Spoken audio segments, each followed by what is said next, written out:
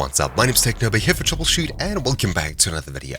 In this quick video, I'll be covering an official fix, or well, an official workaround for Call of Duty Modern Warfare 2. When you fire up your game, if you see checking for updates and it just hangs around there, does nothing, what exactly can we do to fix being stuck in the startup? Well, it's really simple. It's a temporary workaround, which also means the developers are well aware of it and actively trying to fix it. So how do we do this official workaround? According to one of the developers, all you need to do is in Steam, where this issue seems to be happening most of the time, is right-click Call of Duty Modern Warfare 2 Open Beta, or of course the full release. If the issue is still present, then right-click Manage, then Browse Local Files, and inside of here, you'll need to look around for a folder called Main. We'll be opening up the Main folder here, and inside of this, we'll be deleting a couple of files.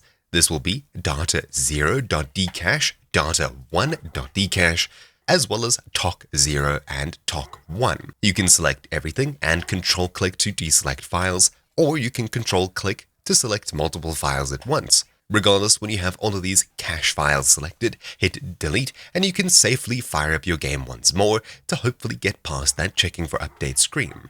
I would assume that these hold information about the version or possibly available versions, and as you're getting stuck here, they're probably not being updated properly or something along those lines.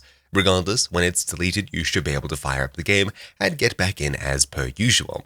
So that's really about it for this quick video. Thank you all for watching. My name's been Technoba here for Troubleshoot. Hopefully there's an official fix for this soon, and I'll see you all next time. Ciao.